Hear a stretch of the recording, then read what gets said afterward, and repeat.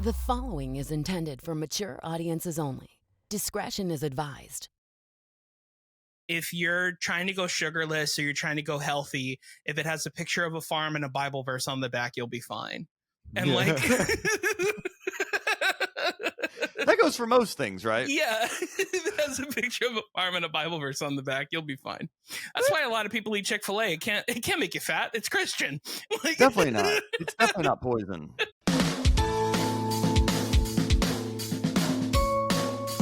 What's up, besties? Welcome back to another episode of Childlike at Best with Mike Valdes. And guess what? I'm still the second part of that title. I really hope you're having a great week this week. Thank you so much for joining us. It makes me so happy that you're listening or watching right now. If you want to join us with a bowl of cereal that we're eating on this podcast, the cereal that we have is General Mills CinnaGraham Toast Crunch. Now, I'm not sure if it's still in the stores or if you have them available at your store, but if you want to recreate it, you certainly can. It's essentially Cinnamon Toast Crunch and Golden Grahams mixed together. It is a wonderful, wonderful cereal. And that cereal is a cereal that I chose for my guest, Joel Byars, the return of Joel Byars. Joel is such a funny comedian, and I am so excited to say that he has a brand new DryBar comedy special called Marriage Material. The special is absolutely hysterical, and I think that you're going to love it. I'll put links to it in the show notes so you're able to watch it after this podcast. In fact, if you want to watch it before this podcast, do him a solid. I mean, honestly, it's a win-win. It's going to help him. It's going to help you because you're going to laugh quite a bit. He is just such a funny guy. I'm so excited that he was able to have that opportunity. And not to mention, I'm excited that I'm able to talk to him again. We were able to talk about comedy and his way to be able to get to that special and what comes into the future and what is going to happen with newer specials, if they're going to be bigger, if they're going to be better. And of course they will be. I'm so excited for you guys to listen to this episode. So without further ado, please enjoy with a bowl of CinnaGraham Toast Crunch, my episode with the very funny, the very talented Joel Byars. How have you been? Oh, it's been great. It's so good to be back here in the studio. We will call this a studio. Sure, yeah. For those of them listening, you know, we're both using professional microphones, so it sounds good. Yeah, it sounds great. And if you're watching, Joel now has a mustache that is reminiscent of either a sheriff of some small town or someone who works in pornography. But my wife literally, before this, we were in the kitchen and like I did some facial expression and she's like, I wish you could just see you. Yeah, dude. Because my hair is different. My mustache, I have a mustache now. It's all different since last time we did this. Yeah, dude. You look like a sheriff that just doesn't want the kids to dance at the Union Hall, you know? Like, I know I look like I would break you up at a dance. I Yeah. look like you're the kid dealing nerds at the middle school dance that I have to get on to. Exactly. Yeah. Yeah. Which is so funny because like, I don't know if anybody has ever told you this. This is such a niche thing, but every time I see you, do you know the band The Early November? I actually do know that band. Okay. Is it because people have told you that you look like the lead singer of The Early November? I have never heard that, but in my high school emo phase. You remind me so much of Ace Enders. It is ridiculous. It's like some sort of like alternate Spider-Verse thing where like Ace Enders became a comedian and he's you. Oh you know? I'll have to check him out. Does he have a mustache? No, he was smarter than you, but I get Michael Cera a lot. I get that one. Yeah, that makes sense. But like, I'm such an emo kid at heart. I mean, look at me. Like, of course I am. That's how I know early November, early 11, as I used to call them. Early 11 back in the high school days. Early 11. Yeah, you must have been so cool. So cool, dude. People listening to the podcast are like, oh, this is cool. A visual only audio podcast. This is going to be great. No, it's cool. We do video now, so people will be able to see it, which I'm excited about. Yeah. But yeah, for people that don't know, just Google Ace Enders, and that's pretty much what Joel Byars looks like. You both have these like, and it's a compliment. You both have these like, no matter how much you age, you still look young kind of look. You know? I'll take that. Yeah, it's a compliment. Like that's and I have that problem too. It's a great problem to have, you know, but Amen. But yeah, like it's you've always reminded me of him, and I was just wondering if anybody has ever said that to you, because no, that's a deep cut. I've gotten Fix It Felix and Michael Cera. Fix It Felix. But that's great. The lead singer of a emo band is a new one for me. Yeah. But one that really is nostalgic. Yeah, man. I mean, well, that's something that I do on here. But speaking of nostalgia, I think on the first episode we talked about where you grew up, which is around Rome, Georgia, right? Mm-hmm. Yeah. And like, man, it's so funny because like really Southern towns in general, like the South, you know this more than anybody, but like Rome, Georgia, Dallas, Georgia, Paris, Tennessee, like what do we do? Like they are lenient with their names, right? Yeah. What's funny is I've lived in Rome and Dallas, Georgia. Oh, have you? Yeah, I've lived in both of those. That's so, yeah, amazing. I'm always chasing just that second tier, yeah. I guess. Have you ever met anybody who was from North Argentina, South Carolina? No. No, it's not a real place. It's not a real place, but like how I would imagine they would have disbanded something like that in Tennessee. But that's the thing is like how funny would that be? Like it's like, oh, like North Argentina, South Carolina, like why not? You know, like there's a lot of them. There's a Paris, Texas as well. Is there really? There's a lot. Yeah, I mean, we're just appropriating any culture we can. Sure, here that's very true. America. That's really what it comes down to: is what can we steal? Yeah, in fact, Paris, Tennessee has like a small Eiffel Tower, which is great. So like anyone in Tennessee's like, well, I don't have to leave my town. All I have to do is go to the Walmart to see an Eiffel Tower, and I'm good. I don't have to have any class. The hustle, though. Yeah. I appreciate the hustle. Yeah, why not? In Nashville, they have big cowboy boots. In Paris, Tennessee, they have little Eiffel Towers. Yeah, I see. Yeah, I love it. But my wife's from Tennessee, so I got to be careful what I say. Okay, where in Tennessee? Beautiful. She's from up by Johnson City, Tennessee. Okay, cool. Yeah. I used to live in Hickson, Tennessee, which is like a little south of Chattanooga. I went there for college. I hated it. I went to this like Christian college named Bryan College. It's as bad as it sounds. It's just some Christian guy named Brian that was like, I want to start a school. And like, that was pretty much it. Wow. Yeah, it was awful. You know, it's I also get youth pastor a lot too. I look like a youth pastor, so maybe I could go teach at Bryan College. I mean, same though, and that leads me to my first thing, because you know, I've listened to Hot Breath, and you know this. I've been listening to Hot Breath for years and years, and I've been a fan for years. But something that you have never really talked about, either in your comedy or even in other interviews, is like, what was your upbringing? Like, what was your spiritual, like, you obviously from the South, you had to be like a God-fearing family, right?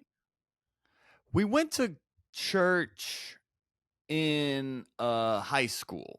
Okay. We went to one of those types of churches. So high school church? We went to middle school for a little while and then a high school. Yeah. And then maybe when I was in middle school or early high school, it got disbanded. Okay. I guess that means it ran out of business. I don't know. I don't know all the specifics of what happened to the church, but after that, we didn't go back anymore.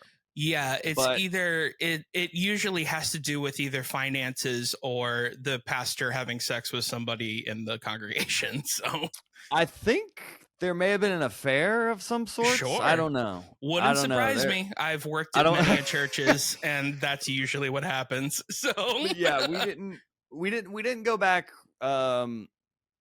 anymore after that. I don't blame But you. I remember after, I think the first memory of me getting on stage, I don't remember this, but my mom tells me I was in a church play and I stole the microphone from the lady in charge of it, I guess, and just started making noises into the microphone. Nice. And then I got a bunch of laughs. I love it. So I think that was my first stand-up gig ever. Right. But I must have, I don't even know if I was in like school yet. I was very young when this happened. So I did grow up in the church, and I'm still spiritual. Yeah. And like I go to church on YouTube. Sure. So, not a member, but I'm a subscriber, so I we're still in there. That's funny. I love that. But yeah, to go on my comedy journey, it was like, I did like pray about what I should do in my life, and then felt called to pursue this comedy thing that I'd always dreamt of doing. And then from then on, it's always been a part of my life for sure. Yeah. But not, I don't, I guess, go to church every Sunday, but I will log on YouTube. Yeah, I'm the same, man. And I mean, I was just curious because it's something that, I talk about it every now and again when I'm on the podcast, because there's a lot of comedians, surprisingly, who grew up religious and, things like that. And everybody has their own story. But the only time I really kind of knew, for one, I was like, anytime I see a person who looks like you, I'm usually like, they're probably a Christian. Like, you know what I mean? Like, you can kind of smell it on people. Like, I have a joke about this in my stand-up, and like it's like I give off a certain vibe, and it's that I'm either gay or a Christian. And and the truth is they're both kind of the same, because they both think they're better than you. That's good. Yeah. So that's good. The only difference is I'm not going to hell. But that's the tag. But anyway, I'm not here to do comedy for you. But what's it called? Yeah, man, like I could kind of tell, and I was just curious because it's something that you don't really talk about, because like really hot breath, for anybody that doesn't know about hot breath, it's basically, I think the elevator pitch for it is like, it's inside the actor studio for comedians. Mm-hmm. Where it's just that's exactly it. Like, it's basically just like, and even then you've kind of changed it a bit, where it's you and forgive me, of the Yoshi. Yeah. And you guys are mostly just talking about different things happening in your career, or, how to like basically just help other comedians. Like, hey, if you want to get like the last one I listened to was how to produce a DryBar special, like things like that, which we'll get into later on. But yeah, like when did that change come about, and like why did you want to do that as opposed to like interviews and things like that? So the interview format is definitely coming back. So I have about 8 or 9 in the can right now. I'm just I started doing a weekly live stream with Yoshi. Yoshi's a comedian who took my class several years ago. We became good friends. He was actually the DJ at my wedding. We go on the road a lot together, and he was very involved in what we call the hot breathiverse, the hot breath community, which is a very engaged online community of comics around the world. So he's coming from comedy I'm like 13 years in, and a lot of people listen to the show are a lot newer. So Yoshi's a good bridge between the two. He's not brand new, but he's like newer to the game, to where he can kind of be a bridge between like me, a full-time touring headliner, and him getting his feet wet into the full-time game, doing feature and some headlining. And it's kind of it's just a good kind of mix to add in, because of course the community is the number one, like the heart and soul of Hot Breath is the community. Yeah. So we wanted to do something that would really keep the community engaged and involved, and we started doing this weekly live stream where it's a Q&A, and then also us updating on where we were that week and lessons we've learned out on the road and things like that. Mainly the interviews, I wanted to stop doing them on Zoom. It's when like the pandemic was starting to stop and we didn't have to do Zoom interviews anymore. I wanted to kind of get back into in-person interviews. Yeah. So in the meantime, I've been, I guess for lack of a better word, just banking those. So I've been recording some, and I'm going to start rolling them out in addition to the weekly live stream. Okay. But a lot of the focus is about to be on like the Hot Breath YouTube channel. So I'm looking at just sort of, I kind of did, over 400 interviews with comedians about comedy. And I'm now looking of like, all right, well, what else can we do with this? What are other ways we can kind of mix it up and add a little variety to what was just a weekly interview format show? And a lot of it comes from listening to the community and what they want and what they find most helpful. So there are interviews that are coming back for sure, but it's kind of a lot of experimenting right now. You know, it's a lot of been doing one thing for several years. What happens if we switch it up a little bit and add a little variety?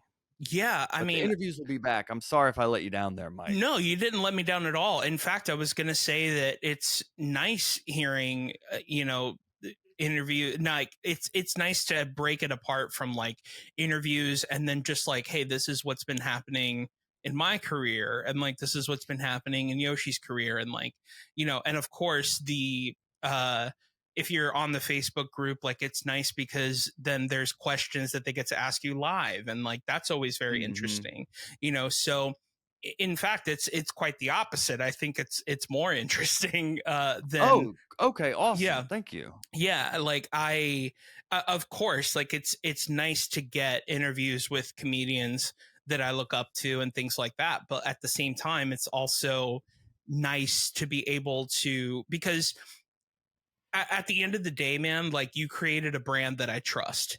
And so regardless of whether you have somebody on the podcast that I know or not, I still trust your brand. You know what I mean? Because I still trust you as a host. And that's kind of, I mean, and really every podcaster wants to do that. Cause like at the end of the day, I would hope that people listen to Childlike at Best and not care who the guest is. Just be like, oh, I just like Mike, and then I'll get to find somebody cool. And then maybe they don't know who Joel Byars is or whoever, and they're like, well, if Mike trusts him, then he must actually be great. And then they go and support you. That's the goal of any podcaster, really. At least I would hope so. Yeah. Wow. I really appreciate you saying that. Of course. I receive that, Yeah. Mike, because it is something that was a little bit different. And I think I realized also of like, I interview a lot of comedians, but, I have things to say as well. Of course. And I like to engage with the community. And from that, I've been booking shows from members of the community as well. So that kind of shift kind of opened up a whole new lane of opportunities that I hadn't even considered from doing a podcast, that's primarily aspiring and working comedians as the audience, that it really it's opened up a lot of actual just work that I've been able to book from it as well. Right. Yeah, you're absolutely right. And it could be nothing else but a positive thing, really. I kind of want to pivot a little bit, and I wanted to ask you this.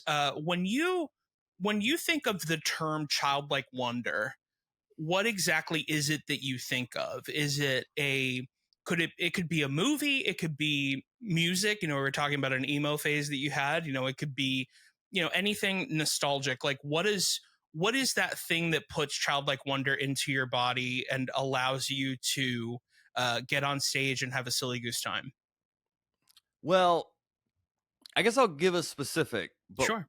When you first said childlike wonder, it made me think of just like unabashed enthusiasm for something. Like no self-consciousness, no second guessing, literally just doing something for the sake of doing something because it brings you joy and it energizes you and it interests you, and it's very organic. It's Yeah. not, it's an unbiased kind of propulsion into the unknown. So Yes. when you said that, all that was running through my mind of like, oh man, I want to do more of that as you're saying it. Of course. Which is really interesting.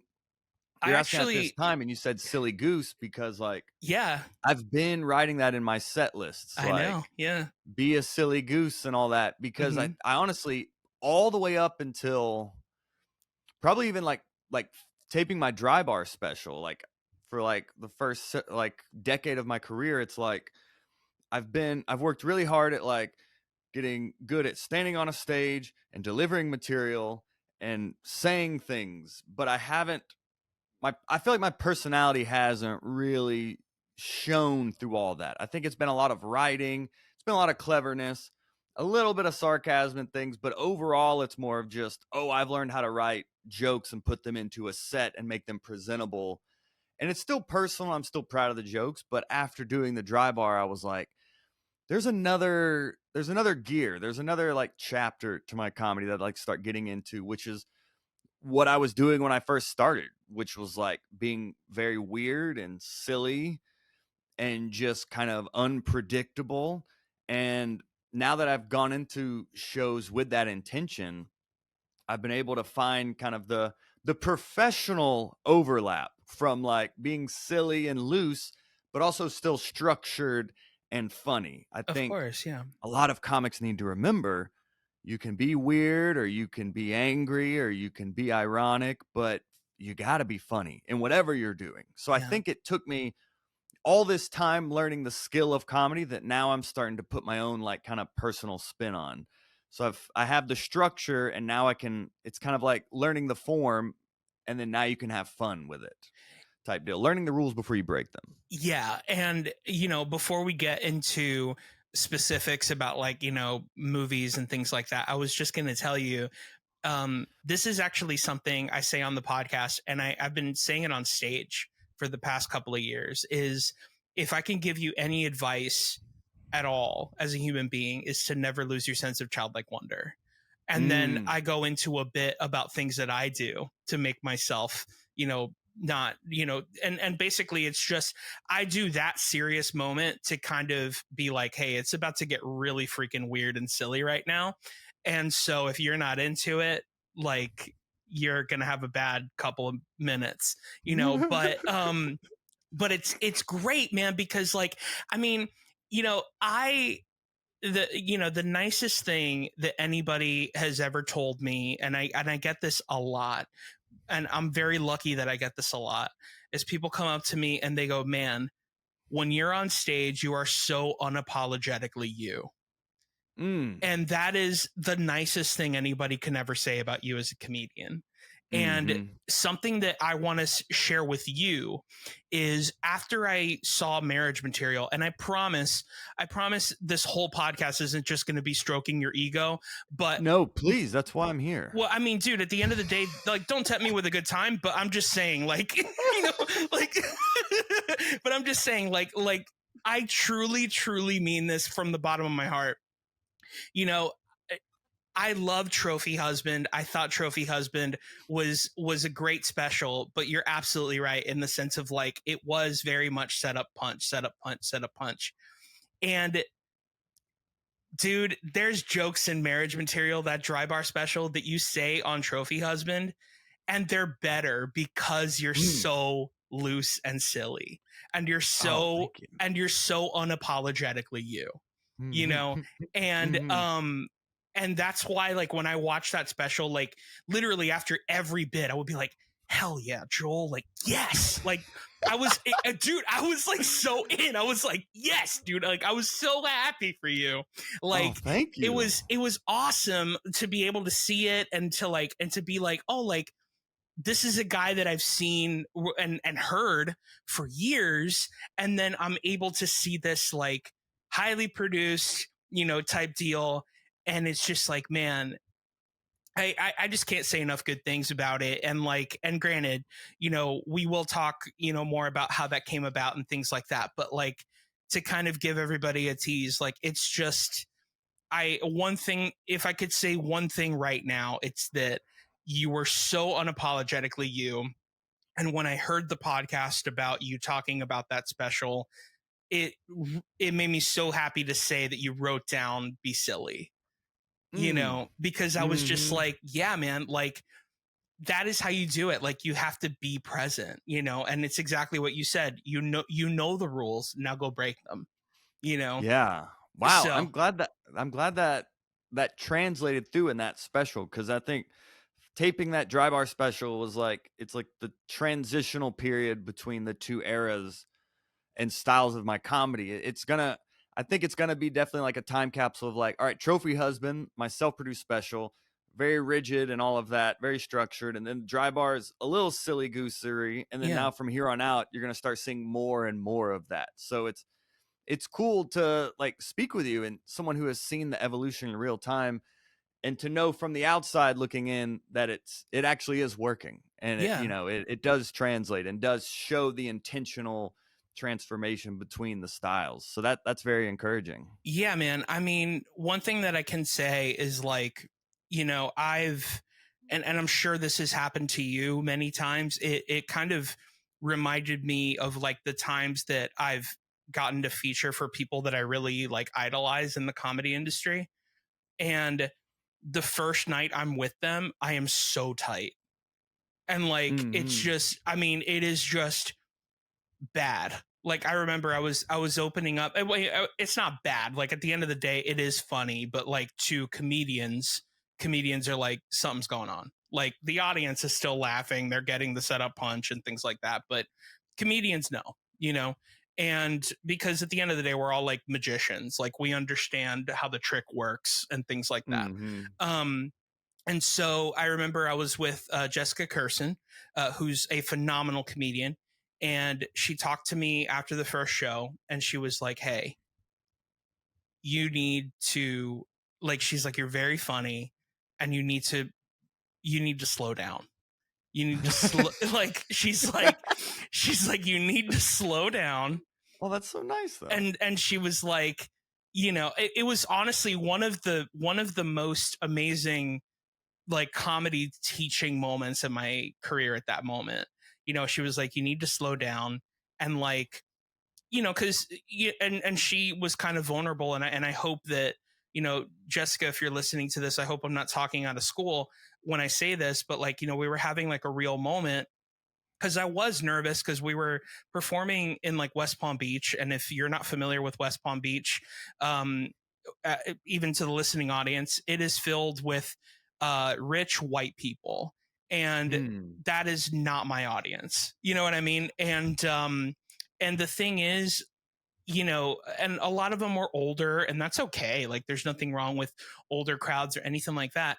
It's just like, I kind of got intimidated by them because one of my biggest bombs ever was in front of a rich white people crowd, And so I was like, oh, well, rich white people just don't get me, and it's like, well, that's not necessarily true, man. Like it could have been that you were tight and it was all, that kind of thing. And so she basically was like, she told me that even she was nervous about it because she's like, these aren't my people. Like, wow. I don't relate to these people. So she's like, even I let them get to me. And I saw her, a comedian that I look up to, and not to mention saw her kill for an hour. So I was like, how did you do bad? But she was like, yeah, it wasn't the same. I was very tight, all this stuff. And she's like, slow down, and just, your jokes are great. Just live in the moment and just be silly and be you, and I'm going to do the same thing in the next show. And we did. And as soon as I got off stage, I was like, oh my God, that felt so good. And she goes, see?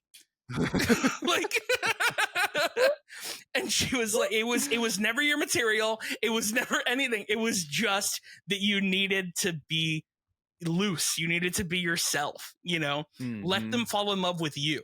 You know what I mean?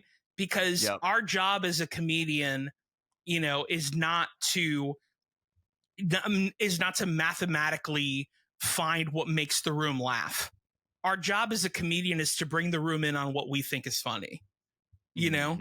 And if I could then bring it back to you, I promise this is a long-winded way of just slapping you with another compliment.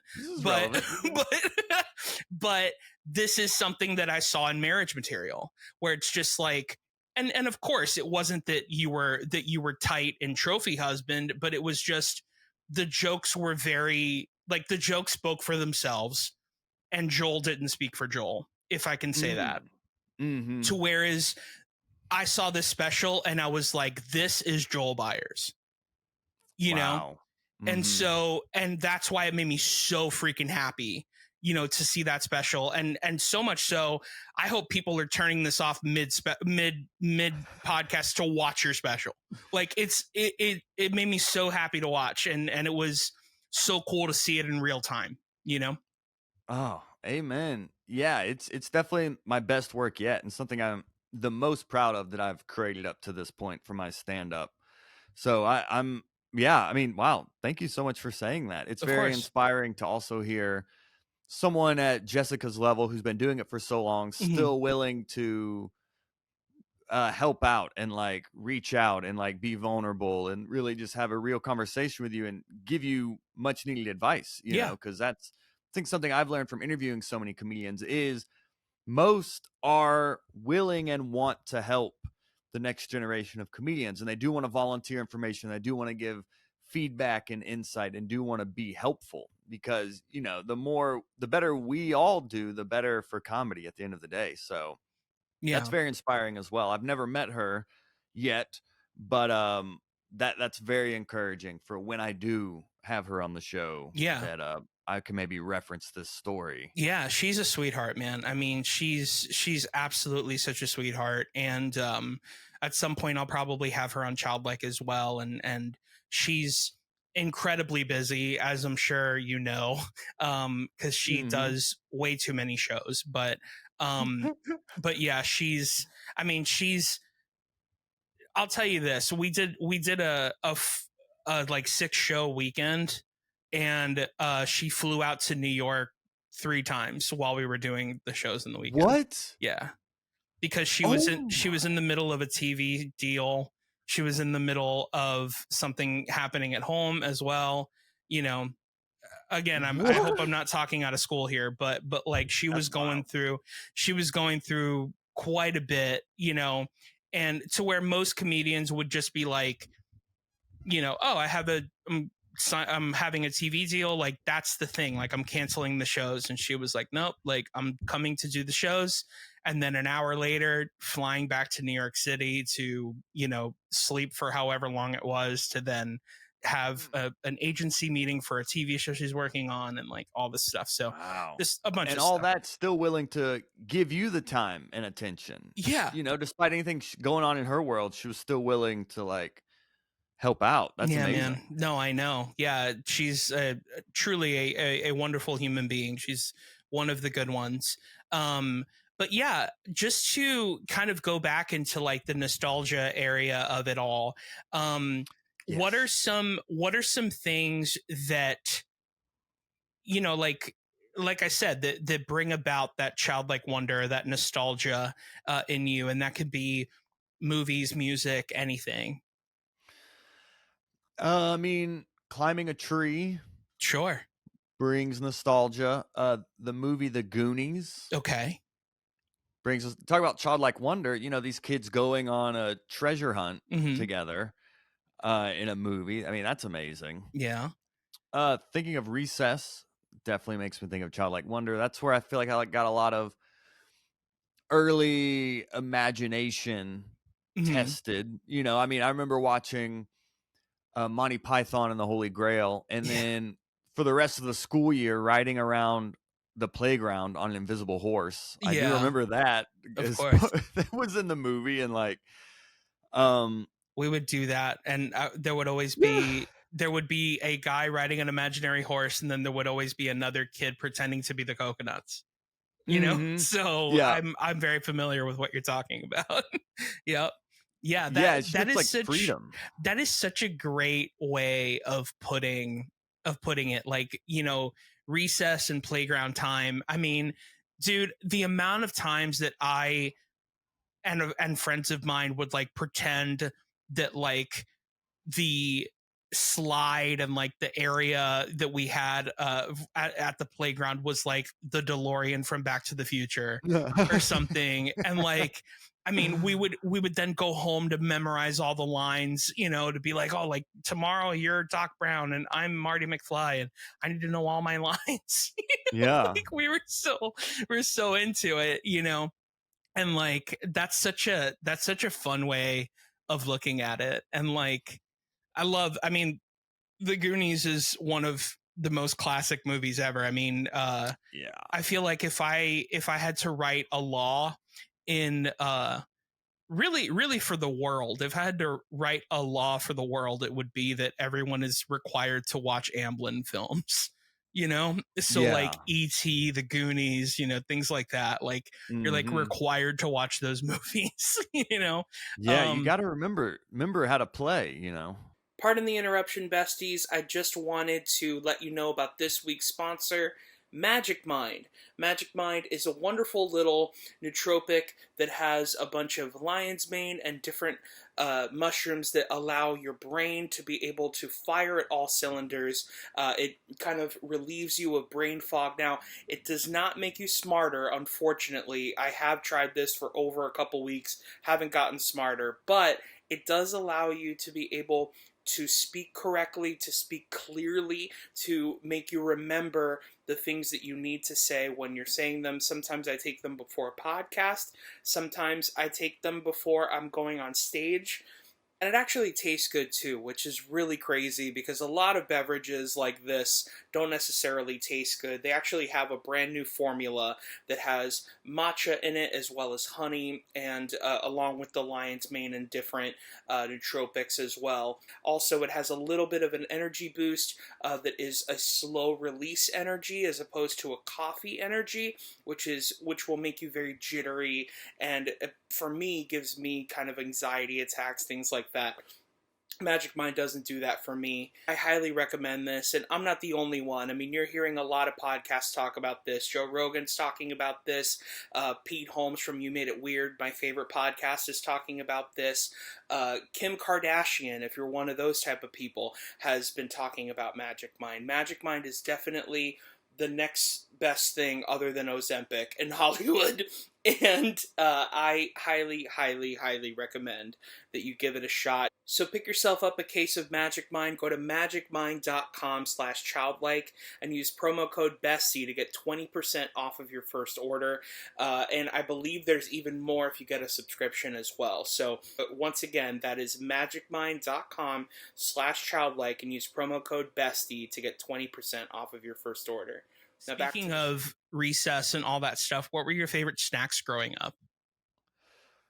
Oh, I mean, I think we talked about this on the last one, but I mean, cereal is my forever love, forever. I'm a cereal killer. Yeah, I mean, same. I will. I love cereal. Just all of them. I would put cornflakes and then just glaze it in sugar until it was like, you know, the Frosted Flakes. I made my own little Frosted Flakes. I mean, any and all cereal I'm still forever in love with. But Shark Bites were good. Dude, you know what's crazy about Shark Bites is like, I think the reason why they were so good was the texture. Because they had this like matte finish to them almost. Yeah. You know? Man, I was so into those, like the Shark Bites, and at one point they stopped making Shark Bites, but then they were Scooby-Doo shapes. And those were the same ones, but they were just shaped like Scooby-Doo characters, and it was awesome. If you read the ingredient list now, it sounds like a chemistry experiment. Yeah. But is this English? Dude, when we were growing up, remember mystery flavors? Oh, for sure. Dude, they would never do that today. Mystery flavors, like, oh my gosh, that is Warheads. Warheads was another one. Airheads. Like both of those, I think both of those had mystery flavors as well, but those are you could just eat all day. Yeah, it was always the sugar. Flavor was always gasoline for some reason. And cavities. Yeah, cavities. I didn't know you could taste a cavity. Yeah, but yeah, with Airheads. Oh, dude, the kid hack when you did Airheads was to get the Airhead and go like this, and to make it smaller. You remember that? Oh, I don't know if you would spin it to make it smaller? You would shake the Airhead, and then like the elasticity or whatever of it would start shrinking and shrinking and shrinking, kind of like a man in a pool. And I don't think I ever did that. Shrinking and shrinking until you would get it to be this like little, just artificial blue tasting cube. And then I never did that. Really? I'm so surprised. No, I didn't know that. Oh my gosh. I was just too busy shoving it in my mouth, probably. I mean, maybe I melted it on a spoon and then just syringed it directly into my arm. Yeah, and that was usually the first way to eat it, but freebasing. Yeah. I never did that though. I was probably eating it too fast. I probably didn't have the patience to spin it out like that. Dude, yeah, we would do that all the time. Another thing we would do, I didn't realize how unnormal this was I would get potato chip bags, put them in the microwave and make them shrink, and then put like a keychain on it and then sell them as little keychains to kids. What? Yeah. I've never heard of that. I was a hustler when I was a kid, man. Like I was trying to make money. Chip bags. Yeah. I like that. I'm a hustler. Because I was hustling that. I was hustling the fortune teller thing with the papers. You could make those? Yeah, I would make those and be like, I'll give you one for $1, and like I would make spinners, all those things. I would like color the spinners.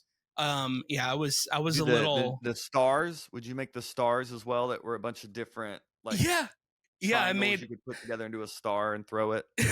I made all those little things just because I just wanted to make 50 cents, because back then when we were kids, like all you needed was 50 cents for a snack at school, so it was just like, just all I got to do is make a couple of fortune teller things and I'll be fine. Like I'll be able to get my Airheads or whatever I need. Get back on my feet. Yeah. You get back on your feet with a few of those on the come up. Yeah. Like on the come up. Yeah. Did you not do any hustler things when you were a kid like that? Maybe it's a Miami thing. I don't know. No, no. There was a kid by the way, there was a kid who, and every school had one, where there was a kid who would go to Costco and buy like all the candy, like the bulk candies, and then sell them like at cost, Yeah. And that kid is definitely in jail now. Like whoever that is definitely in jail now because that's went heavy into Bitcoin. Yeah. Yeah. Yeah. But I love that your favorite snack is cereal. Obviously we talk about cereal on this show, so let's talk about it. I remember when you DM'd me. It was one of the nicest DMs I've gotten, which was that you trusted me enough to recommend a cereal to you when you were going sugarless. And I was like, man, that's high praise, man, for somebody to be like, hey, is this cereal actually good? Because that means like I actually know what I'm talking about, The stakes are high when it comes to me and cereal, I take it serious. So I needed a serious source, Yeah, exactly. And I believe it was you were trying Catalina Crunch, right? The Catalina Crunch. Yeah. Exactly. And I told you, I don't know if I told you this on the DM, but I should have. And I said, if you're trying to go sugarless or you're trying to go healthy, if it has a picture of a farm and a Bible verse on the back, you'll be fine. And like that goes for most things, right? Yeah. It has a picture of a farm and a Bible verse on the back, you'll be fine. That's why a lot of people eat Chick-fil-A. It can't make you fat. It's Christian. Definitely not. It's definitely not poison. No. Yeah, that's why they're closed on Sunday. They're taking the fat out of all their chicken sandwiches. Exactly. Yeah, and letting their chicken be free range. They're definitely not in a factory somewhere. Definitely not. Which, by the way, speaking of Catalina Crunch, did you actually like it, or was it like just hell on earth for you? No, it was sufficient. Like Yeah. it's clearly not like my favorite cereal is Golden Grams. Yep. I just love the texture and the flavor, and I just love everything about it. Oh, so yeah. Catalina Crunch has a version of Golden Grams. Now it's clearly not yeah. It's clearly not Golden Grams, but it is sufficient, and like I can still eat it and it'd be a good placebo, and like it still has the texture of Golden Grams. It still has the texture. It still has the texture of Golden Grams. Yeah, you know? Yeah, it's close enough. Like, I mean, I feel like that's the point now, is like being an adult is you just have to find ways to trick yourself into liking new things. Sure. Now that you're not a child, you have to like figure out a way to just convince yourself that you don't need candy for breakfast anymore. You know, candy and milk is basically what cereal is. So yeah, it's good enough. I'm trying to think if I've tried. I mean, I know there's a few of these like new sugar-free cereals. I haven't really found one where I'm like, oh yeah, that's just like it. But I guess that's the point, is that it's something different. It's an alternative, but it can still be something you can enjoy. Yeah. Just if you hold your nose and don't taste it. I will be honest, most sugar-free stuff tastes like a butthole.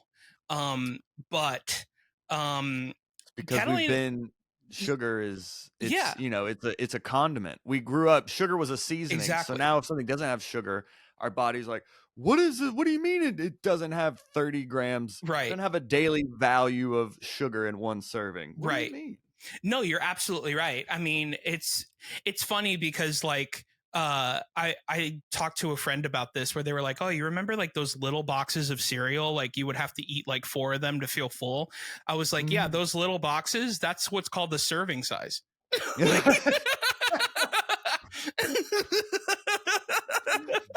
Yeah, exactly. Like that's a serving, and it's like, you know, who eats 4 frosted mini wheats? Like, what is going on? You know, it's like getting a pint of Ben and Jerry's. I mean, that's a single serve. You know, they're like, you know, if you get a pint of ice cream, it's a single serve. That is so true, man. And Ben and Jerry's is like 18 servings. Yeah. You read it, it's like 400 calories. You're like, oh, that's not bad, and it's literally like 4 or 5 servings. Well, that's why they had to do the serving calorie and then the pint calories next to it. You remember where they're it's like, oh, it's like 400, and you're like, oh, that's not that bad, and then it's like for the whole container it's 2,800 calories. You're like, oh my gosh. Yeah, it's like, oh, because it has pieces of my grandma's couch in it, that's why. Like, I mean, it literally has like an entire fudge factory with a lady working inside of the pint, you know, to like, you know, what's so crazy is that on nutrition labels, the only ingredient that doesn't have to show the daily percentage value is sugar. Sugar somehow weaseled their way out of showing you the percentage daily value. That's how ingrained sugar is into the food industry. Not to get off on a tangent there. No, it's fine. We all watched Fed Up on Netflix. But it's real. Yeah, I know it is. It's a drug, man. It's a drug. Sure. But speaking of drugs, I every episode of this podcast, I like to review a box of cereal with my guest, as you know. Yes. And I think that I got a really great one for you today. I spoke with my sponsors over at General Mills. Now, by sponsor, I mean that I like them and I enjoy their products. And by spoke to, I mean that I tweeted them repeatedly and they never got back to me. So the cereal that I got for you is CinnaGraham Toast Crunch. Have you ever had this before? Oh, I wanna. No. You've never had this before? No. Is it like Golden Grams? Dude, it is Golden Grams. It is exactly right. It is Golden Grams, the texture of Golden Grams, the honey, but also with some Cinna dust on it. It's look good. How cracked out that piece of cereal is on it. Look at his eyes are wide open and his teeth. Yeah. And the other one doesn't even have teeth because they rotted out from eating this. He used to have all of his teeth. Now he only has 2. Yeah. But, yeah. Dude, I'm triggered. Yeah, so it's CinnaGraham Toast Crunch, man. It's literally, it's exactly what you would think it is. I highly recommend this. I don't know if you have it at your store, or if are you, by the way, I forgot to ask you, are you still going sugarless? No, not at the moment. I go in and out. Yeah, of course. Yeah, I mean, we're human, you know. I'm about to relapse looking at this. I'm about to go head first. I'm going to grind those up and snort them. I just showed Joel his serving size. Oh, big fact. You're talking about Catalina Crunch. What I meant to say is, yes, I can eat a whole bag of them. No problem. Like a box of cereal. Yeah. Oh, so they're good enough for that. Oh, dude, that sounds delicious. Dude, it's so great. I mean, what's it called? The back is just awful. I absolutely I'm not like the biggest fan of what Cinnamon Toast Crunch has been doing lately with their branding. If I could review this, which General Mills does not care because they're laughing with my money in their hands.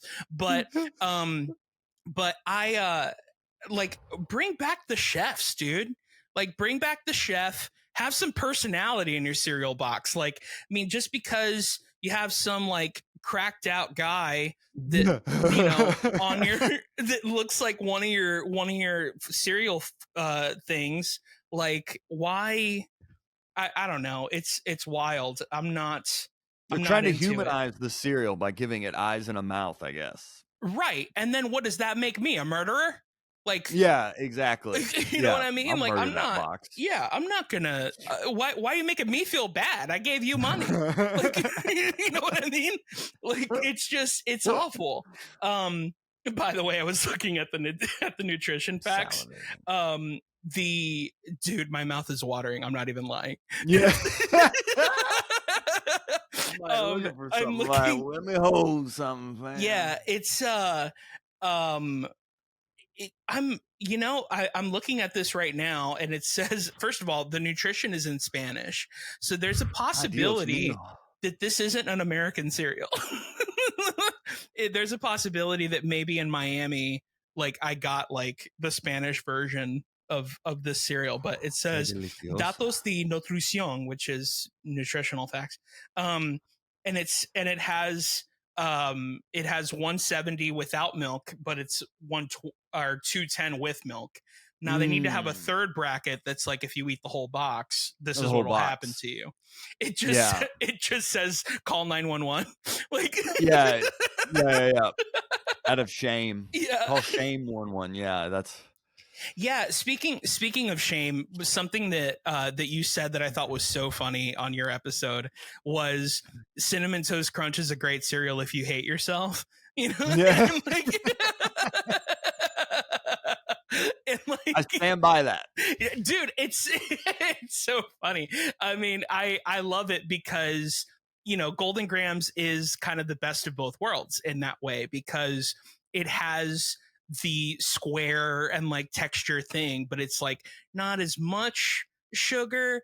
But then again, this whole CinnaGraham Toast Crunch deal is just making it to where it's the texture with the sugar additives and all that stuff. So with the PED.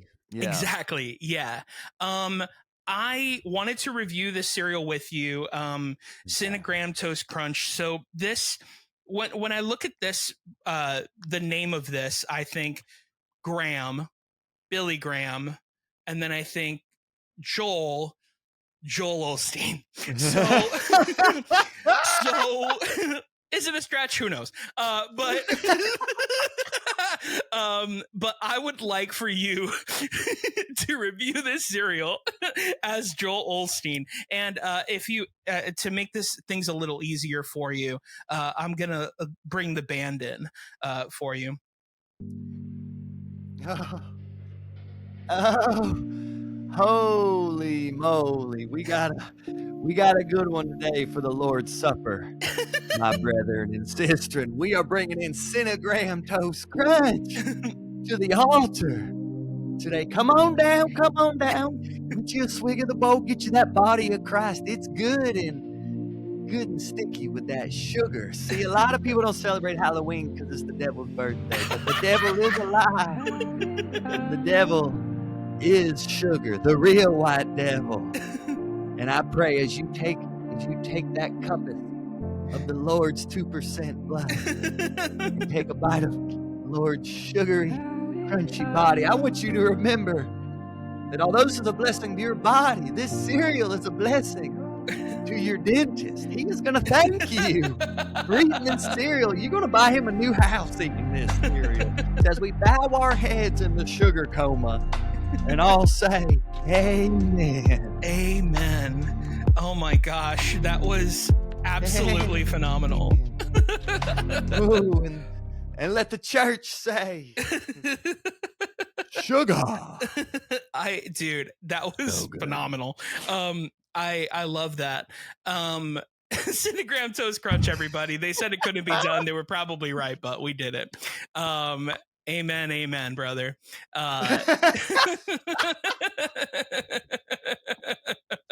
Yeah, dude. Yeah, man, I'm having such a blast talking to you. This has been really fun. So I do want to talk about Marriage Material, the special, not the idea. But so you kind of talked about it a little bit on Hot Breath, which was how it came about and things like that. But can you let our listeners know just kind of an abridged version of like how it all happened, and things you were feeling as you were doing it, things like that? Yeah, so I've had several friends shoot DryBar specials, so I actually got referred to them by a friend. So that's a perk of you're being the comedy game long enough, you be nice and easy to work with, and then down the road you're going to find most of your opportunities from other comedians. That's the reality of the pursuit of comedy. So most of your opportunities are going to come from your peers. So I got referred to them, and they asked to see like a tape of me performing. So I sent them a clip and then basically just scheduled a date. And it was kind of that pretty straightforward. I mean, it was kind of that simple. I mean, it was a reliable referral. I was able, I've been doing comedy over 10 years. So I was able to show them a body of work that was good for their audience of clean comedy. Yeah. So when I got out there, and I mean, they treat you like royalty the entire time. I mean, while you're out there, they really treat you and make sure that it's a special event for you as you're out there for that weekend. If it's okay, I heard you say this on Hot Breath. I was wondering, what does that entail? Like, was there cereal in your green room? Like, what does that mean? There was food. There was food, okay, and beverage in the green room, and they just greet you, and they have like a whole staff, and there's like a lady who's really like, it's like her job of just like making sure you're well taken care of, always checking on you, making sure you know where you're supposed to be. Yeah. Everyone is just super nice and welcoming. They know your name. And just, it's kind of like, it's a situation where you can easily be overwhelmed, but they're sure to always be checking on you and to making sure that everything's okay and if there's anything they can get you. And it's just you have your own green room there with the other comics that are taping. And it's just very warm and welcoming, which if anyone who's done comedy, that's not always the case. Of course. When you go to even comedy clubs, sometimes they just put you in the corner and they're like, all right, just sit there until it's your turn to perform. I was just going to say that sometimes your green room is the corner. Like, yeah. Like, so they're sure they understand comedians and how unglamorous the life of a comedian can be. So they want to make sure that you get a taste of the glamorous side of comedy. So everything was just super nice, high quality, and just very welcoming. So it just makes you feel like ready to perform at your highest level. Yeah. Something that I was also interested in asking you is, did you have any say on picking what your set was? Like not your comedy set, the background, like the set of the stage. Oh, no, that was just there. Okay. Yeah, because that was just, I think, yeah. The reason why I ask is just because with some people special, it's almost like perfect for what they're talking about in a lot of ways. Yeah. You I think it's just kind of luck of the draw on that. Yeah. You just show up and it's already like set up and everything. Which, by the way, I mean, you're the set was perfect for what your material was. Like, I mean, it was perfectly fine. I mean, well, of course we'll talk about the jokes and all that stuff. I'm literally just talking about, I'm like comedy nerding about this for a second, you know, because I've never done a DryBar special. So yeah, like it's interesting because, like, for example, Josh Sneed, who's a buddy of mine, like he did a DryBar special, and his special was called Live in the it was supposed to be Live in the Desert, but he changed it to Live in the Dessert because most of what he talks about is food and dessert food and things like that, and the background was a desert. So I was like, oh dude, like did you like have them do that, you know? So that was kind of the reason why I asked, where like it was it I will say, like, it looked like you had a hand in it, but it didn't look like I mean, like, there weren't like pictures from like your wedding day or something, because like you have a bit about your way about the day you got married, you know, like it wasn't like that, you know, but it was very oh, this makes sense to what he's doing, you know, so that's why I was curious. No, but I was happy with the background. It wasn't very distracting, so it all just kind of fit with everything, you know. Yeah, that's something they've always been very good with, which is, you know, they took a page from the Comedy Central Presents of it all, you know, where like, because Comedy Central did that, you know, like with Dane Cook's famous Comedy Central Presents, like it's like a band and his name is on the drum head and like all these different things. And you're absolutely right, where like it could be a little bit distracting because you're just like, man, that set looks so cool. And it's like the thing that DryBar does is they're like, we'll give you a cool set so that your eye isn't bored, but also like the thing that's the most important is the person that's talking right now. Right. You know, exactly. Which is very, very smart that they do that. You know, those Mormons know what they're doing. And so Amen. But anyway, you shot also another thing I found interesting.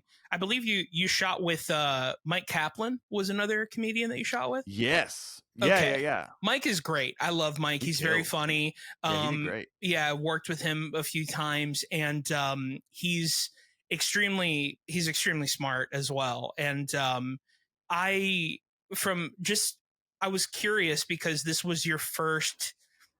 Not that it was your first time ever taping something, because Trophy Husband, you know, you had taped it and things like that. But I remember listening to Hot Breath and you were saying like, oh, like, do I look at the camera? Do I perform for the people at home? Like, do I perform for the room?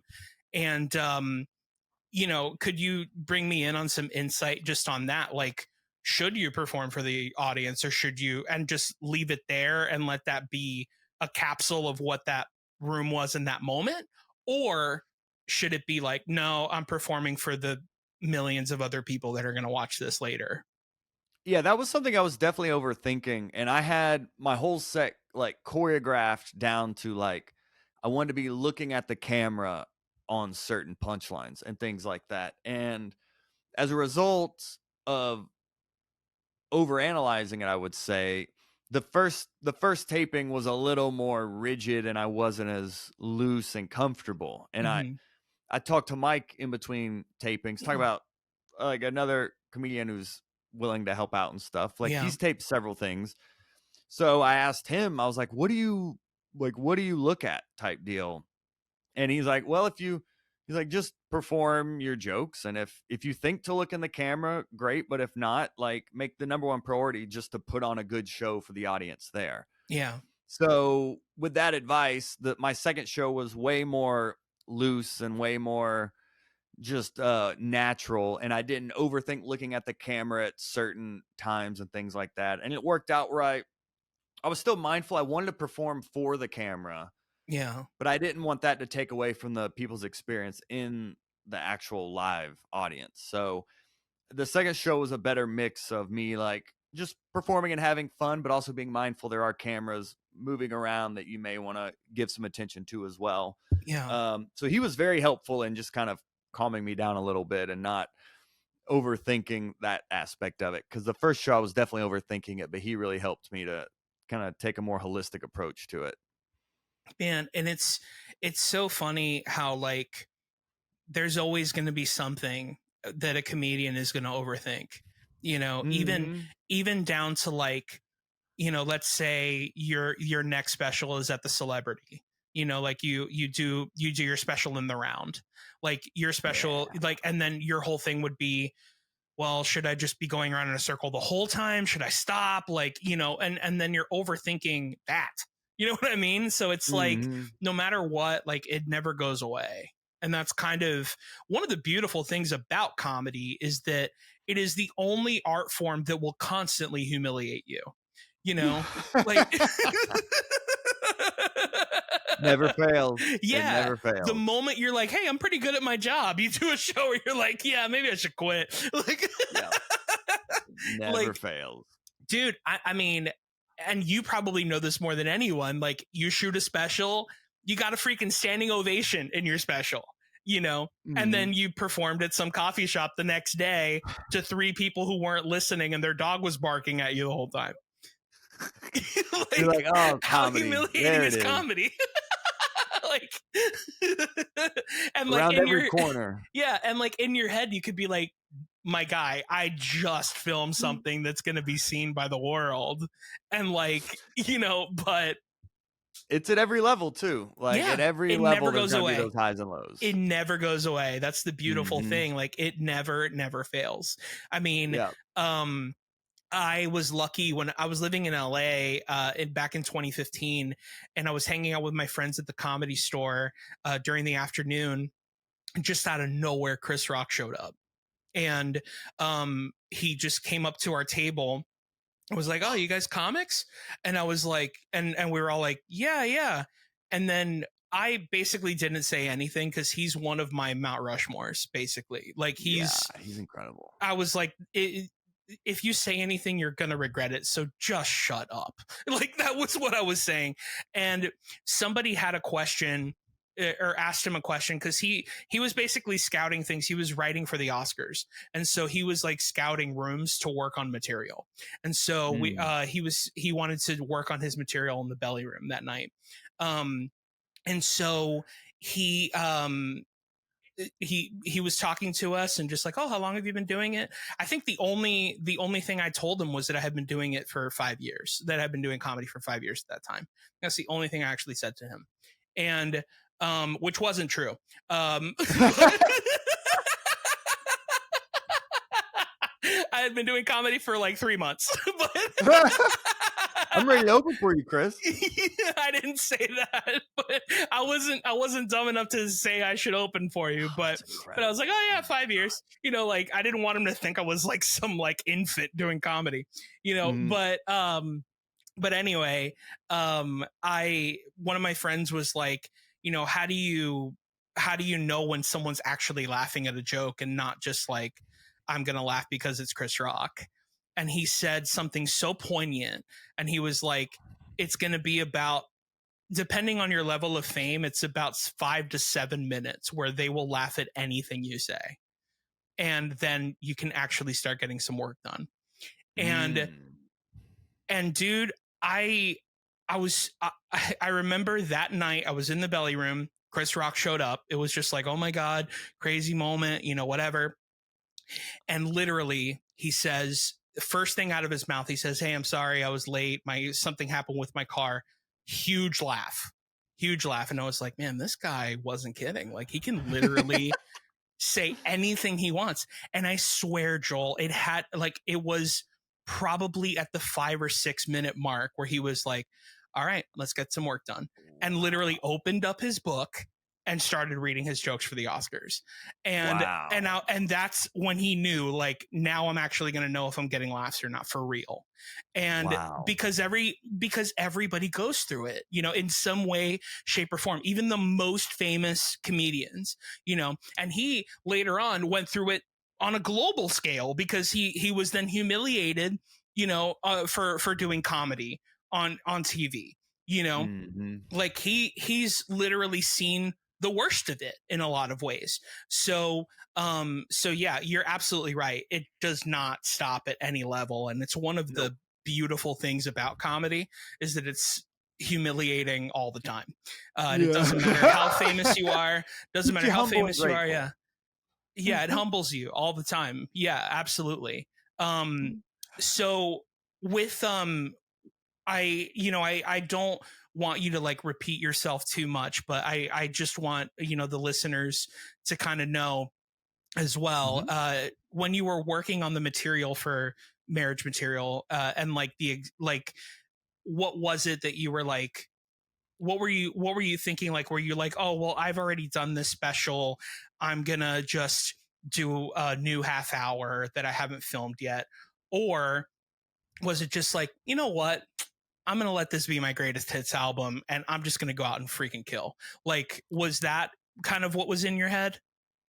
Yeah, it started out of I want to do all new things I hadn't done on my self-produced special Trophy Husband. Mm-hmm. And then I realized, I mean, more people are going to see this DryBar than my like self-produced comedy special I'm selling on my website. So Mm-hmm. let me just do the greatest hits, and the jokes are better than they were on that special, So 'cause much so. Yeah. after my Trophy Husband special, I had been on the road a lot. So I had been like refining and reworking and improving the jokes I did on that special. So I knew by the DryBar, even if people had seen both, they would see a difference in the material and their performance. So I really just wanted to put on the best show I could and do material that I think the DryBar audience would like the most, Yeah, So I like looked of at course. all their top performing videos and what were those comics talking about and things like that, and just tried to build my set around what I think the DryBar audience would like the most. And it seems to have worked out, and I'm very proud of it. Yeah, absolutely. Which for the listener, it's on the DryBar app. You can get that and use promo code Joel, and or Joel Byars, right? Because I did use the code, and it gives you a discount on the subscription. If you want to leave a tip, you can totally do that. Definitely don't have to, but if you can, that would be great. Another thing too, that I found out through listening to your show was watch it on DryBar, because if you watch it on DryBar is going to be like, we should put this on YouTube. And then when they put it on YouTube, it becomes like this, like, million viewed or 2 million viewed type deal. Yeah. Amen. So, because like that happened with my buddy Josh Sneed, that happened with what's his name, Shane, Shane Smith, where like, where it was so popular on the app that they were just like, man, let's put this on our YouTube. Now it has like 14, 15 million views for the special. Incredible. So like, and because DryBar's audience is very big, they're very vast, they have a big Facebook audience, they have a big YouTube audience. So just watch it online as much as you possibly can. Watch it with the volume off and just play repeat if you want. Like, just help my boy out here. Like, yeah, and I think you can watch it on the website. You can just like, you don't have to subscribe to the app either if you don't want. Exactly. I think you can do like a one-time thing, and you just pay whatever you can just to watch my special, and part of that will go to me as well. So yeah, but you'll enjoy it. It's good, clean fun. I mean, it's something you can watch with the whole family. And, well, can I say something? Can I say something? It's another compliment, Joel.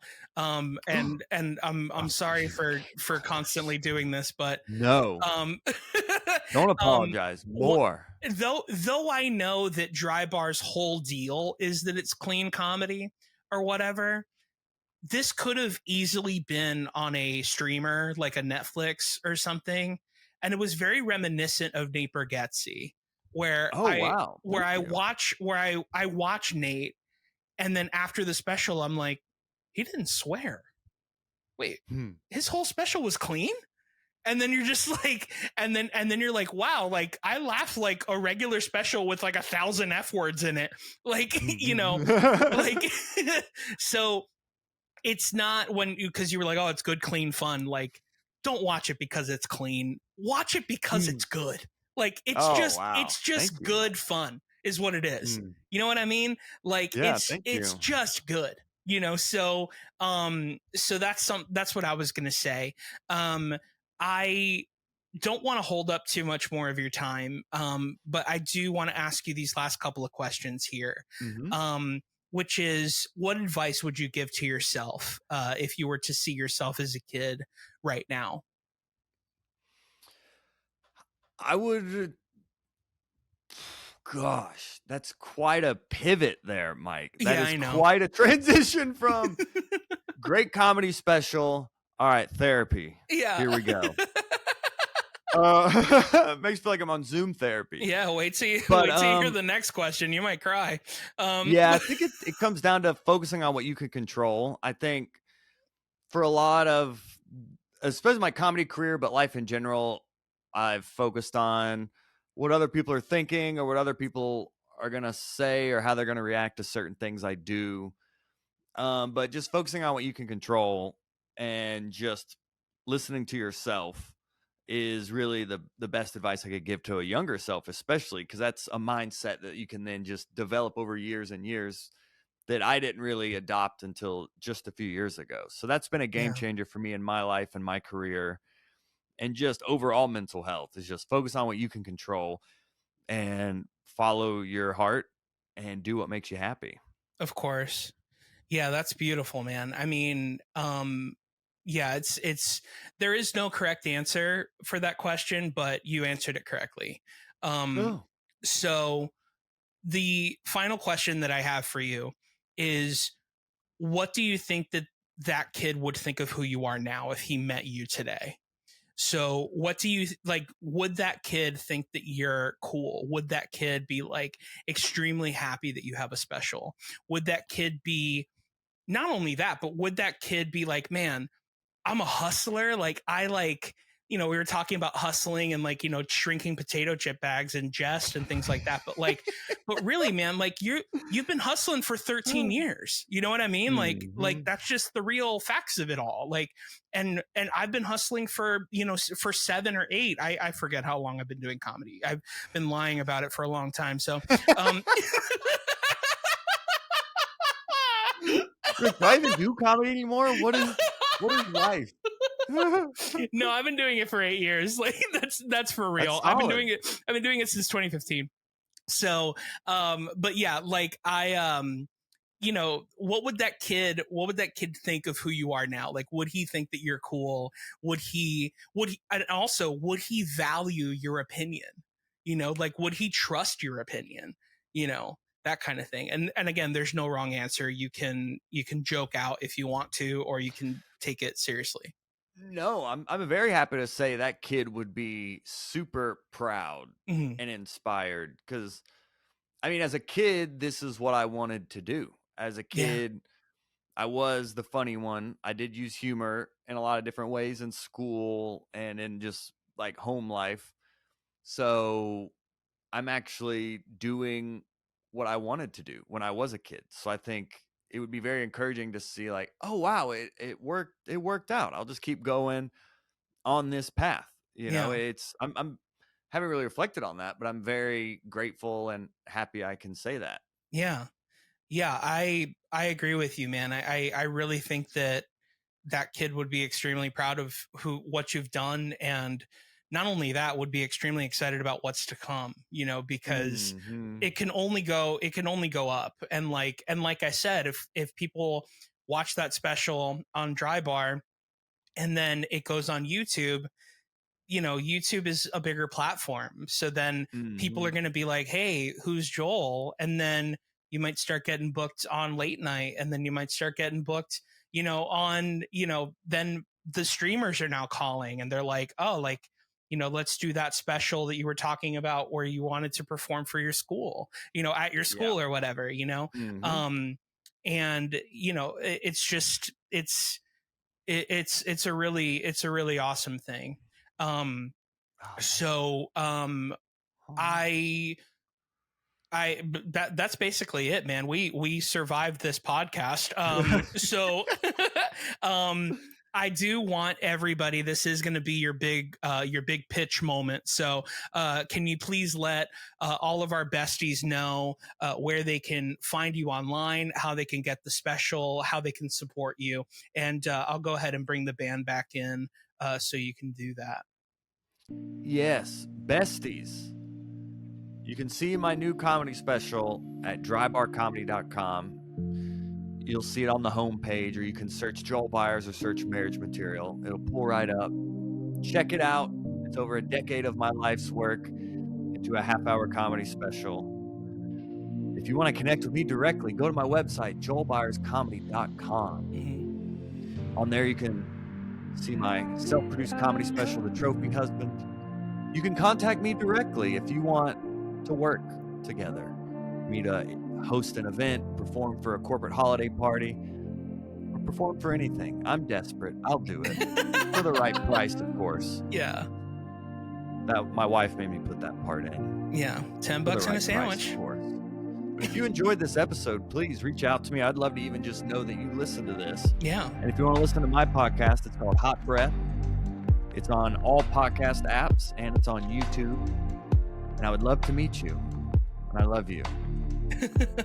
I love how this music makes everybody sound sexier for some strange reason, because it kind of makes you go like, yo, girl.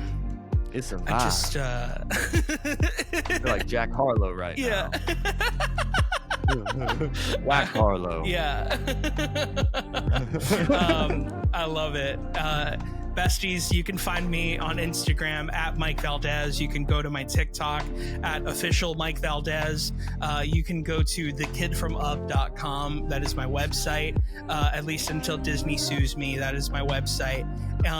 If you want any and all Childlike at Best or Mike Valdes merch, you can go to childlikewonder.co. And other than that, please subscribe and comment. Tell your friends, your enemies, to listen to this podcast and say nice things. We're on YouTube now, so you can definitely leave a comment and leave a like. And I hope you have a great week. Thanks so much for listening, everybody. Bye, besties.